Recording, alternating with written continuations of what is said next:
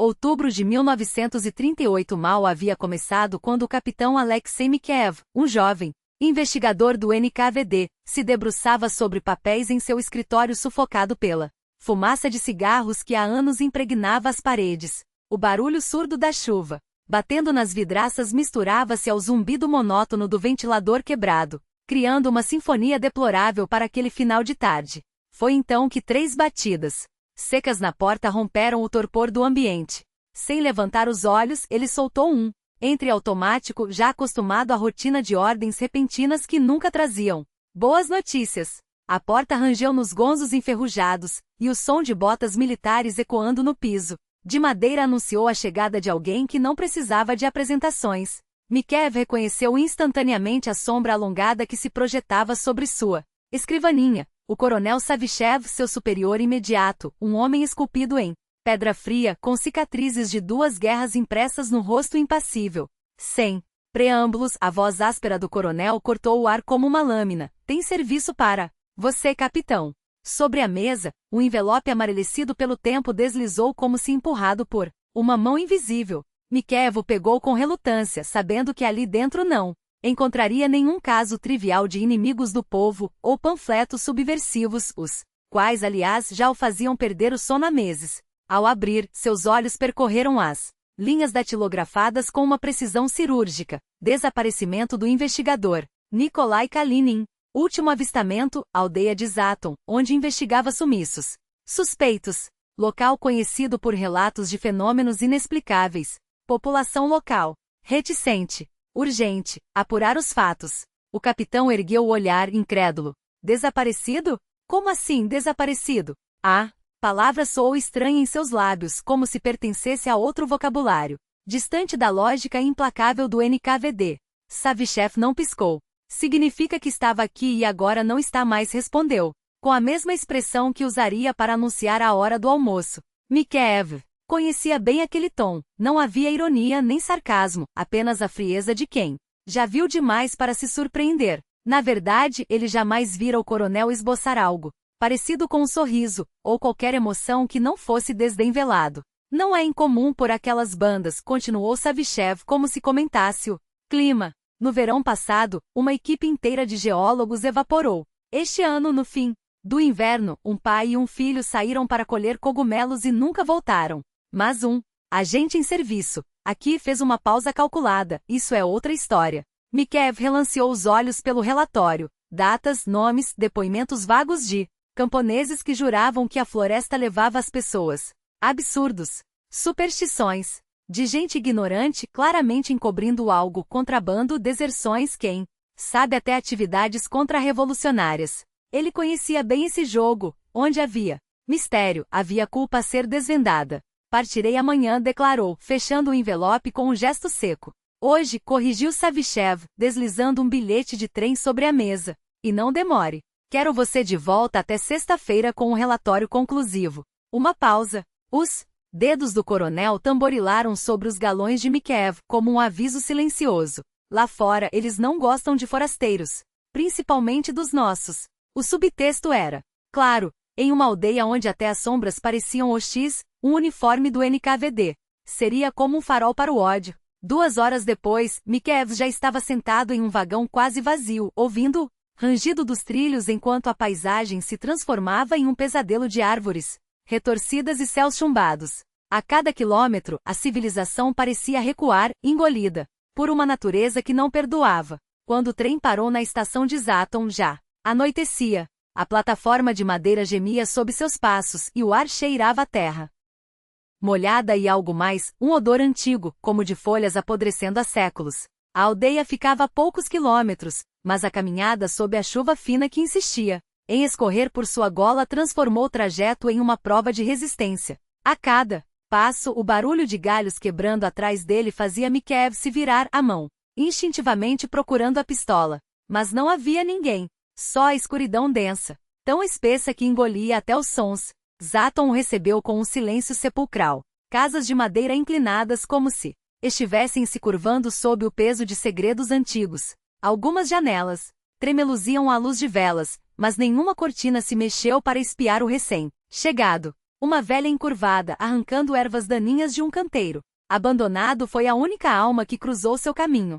Ao perguntar pelo chefe da aldeia, ela apenas apontou com um dedo trêmulo para o fim da rua, antes de desaparecer dentro de casa como se o diabo a perseguisse. Mikevo seguiu adiante, sentindo o peso dos olhares invisíveis. Ao chegar à casa do soviete local, um prédio decrépito com uma placa desbotada, bateu à porta. Nenhuma resposta. Insistiu. O silêncio persistiu. Com um empurrão, a porta cedeu, rangendo como um lamento.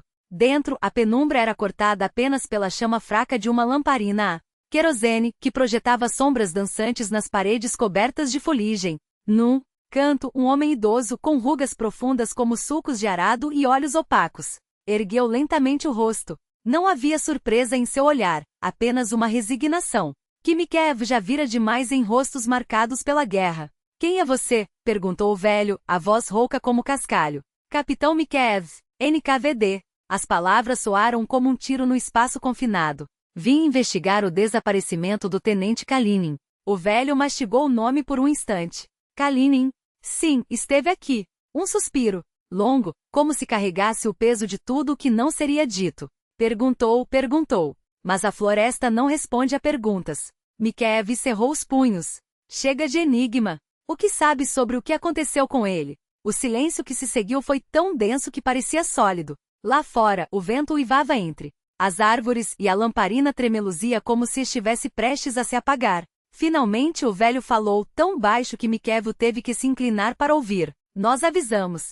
A floresta não é lugar para estranhos. Kalinin não entrou por vontade própria, veio por ordem, como você. Mas ordem não adiantou. Os olhos turvos do homem encontraram os seus e pela primeira vez, Mikevo viu algo além da máscara. De indiferença, era medo. Medo genuíno, primitivo. Há coisas aqui mais velhas que a sua revolução, capitão. Coisas que não gostam quando mexem nelas. Mikevo riu, um som curto e sem humor. Estou falando de um homem de carne e osso, não de contos de fada. Kalinin desapareceu por um motivo real, e eu vou descobri-lo. Se estão escondendo algo, contrabando, deserções, o que for, serão tratados como cúmplices. O velho balançou a cabeça devagar. Você não entende. A floresta não esconde. Ela toma. Sua voz era um sussurro agora, quase engolido pelo vento. Kalinin foi. E agora? É dela. Mikevo sentiu a irritação queimar-lhe as veias. Aquela conversa não levava a lugar algum. Basta de mistificação. Quem foi o último a vê-lo? Para onde ele foi? Fale. O velho olhou para as mãos calejadas, como se nelas estivesse escrita uma verdade, que não ousava pronunciar. Quando finalmente falou, suas palavras caíram como pedras. Ele entrou onde não deveria. E a floresta não devolve o que toma. Um silêncio. Então, com um gesto lento, apontou para a janela, onde a escuridão além dos vidros parecia pulsar. Se quer respostas, capitão, vá até a clareira dos carvalhos retorcidos. Mas não diga que não avisei. Lá, as leis são outras. Mikevo se levantou, a cadeira rangendo sob seu movimento brusco. Leis ou não? Tenho uma missão. E não voltarei até cumprir. Ao sair, não viu, ou não quis ver, o modo como o velho se encolheu na cadeira, como se já soubesse que aquelas seriam as últimas palavras que trocariam. Lá fora a noite engolia tudo, e a floresta esperava. O velho suspirou fundo, desviando os olhos como se já soubesse que suas palavras não fariam o capitão recuar. Não acredita? Não precisa, murmurou, mas a voz carregava um peso que não combinava com a indiferença fingida.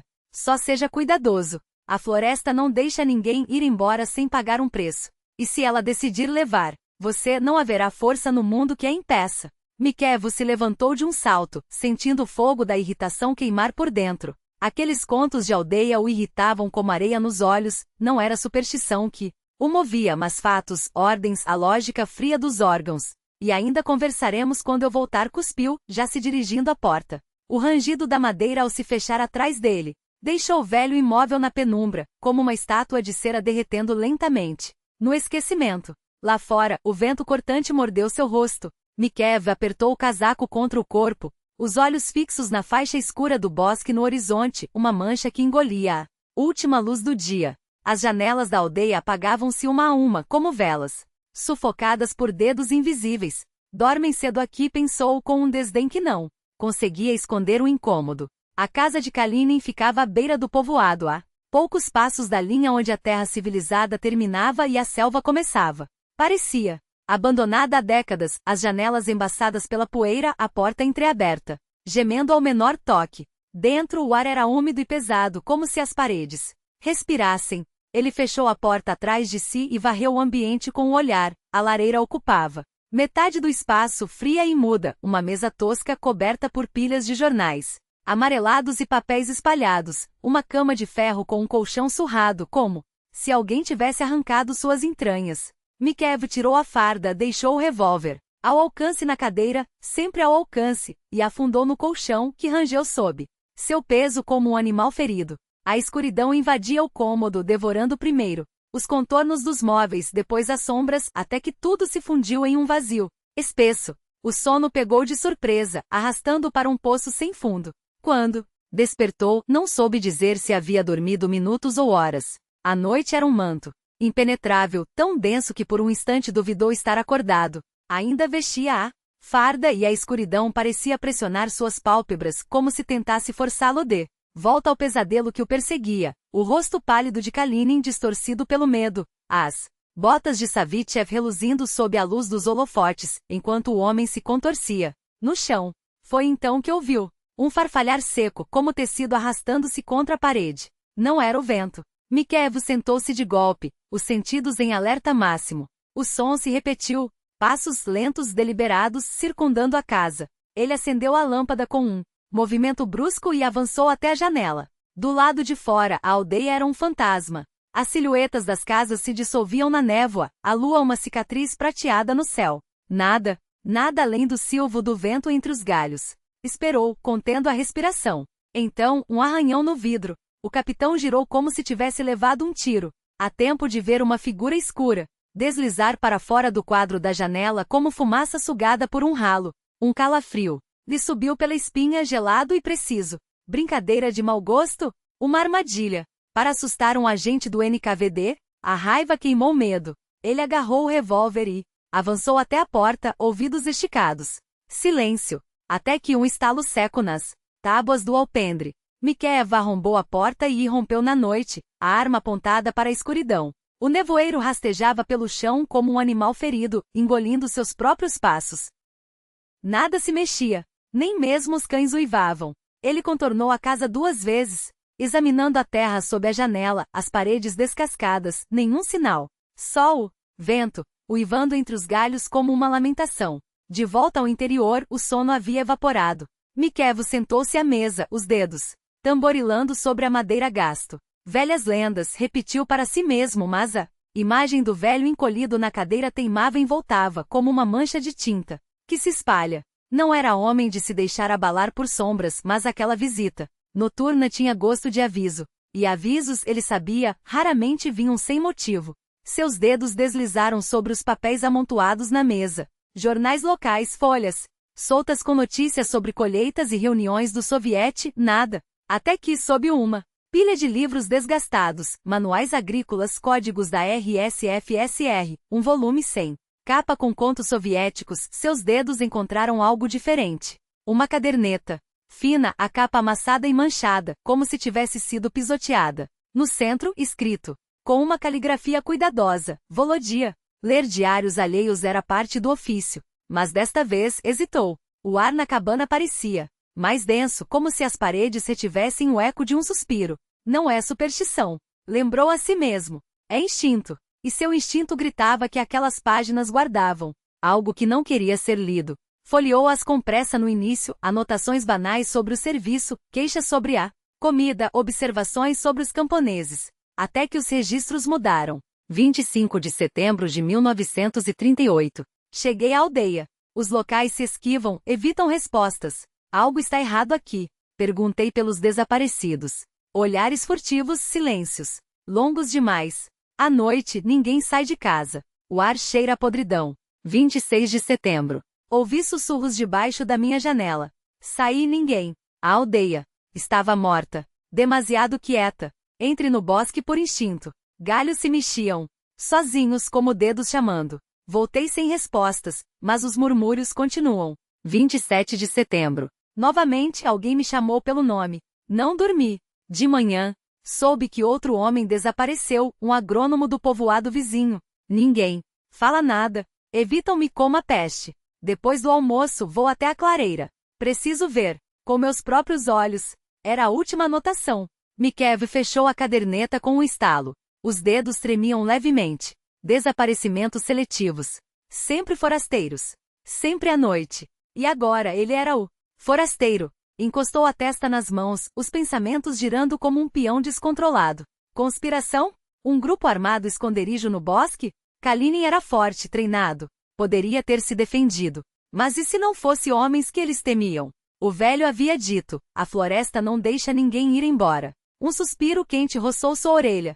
Sasha. Mikev se lançou para cima como se o chão tivesse se aberto sob seus pés. A voz era baixa, íntima, demasiado próxima. A lâmpada tremeluzia, projetando sombras, que se contorciam nas paredes como coisas vivas. Ele girou, o revólver já em punho, mas o cômodo estava vazio. Sozinho. E pela primeira vez em anos, o capitão Mikev sentiu o medo real, cortante. Rasgar suas entranhas como uma lâmina.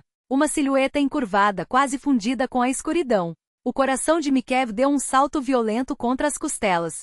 Aquele vulto não se mexia, mas havia algo em sua imobilidade que era pior do que qualquer movimento. Uma quietude deliberada, como se a própria sombra estivesse contendo a respiração.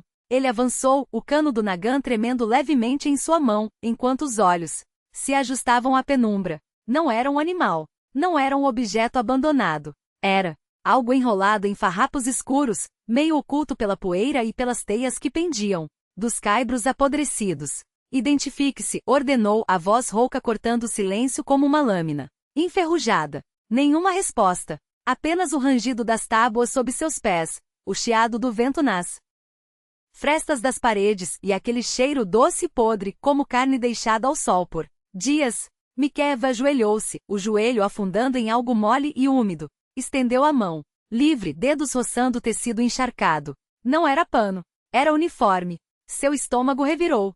Com um movimento brusco puxou o corpo para a luz fraca que filtrava pela porta entreaberta. O rosto do homem estava voltado para baixo, a pele cinzenta e esticada. Sobre os ossos, os lábios entreabertos em um último suspiro congelado. Mas não. Eram os traços desfigurados que o fizeram recuar. Era o distintivo no colarinho. 2 estrelas douradas sobre um fundo vermelho desbotado. Leitenant Kalinin. Mikev soltou o cadáver como se queimasse. O revólver agora pesava 1 tonelada. Em sua mão, o metal frio colado à palma suada. Ele conhecia a morte. Tinha visto homens esventrados por baionetas, queimados vivos em tanques, pendurados como carne em açougues. Mas aquilo não era morte. Era aviso.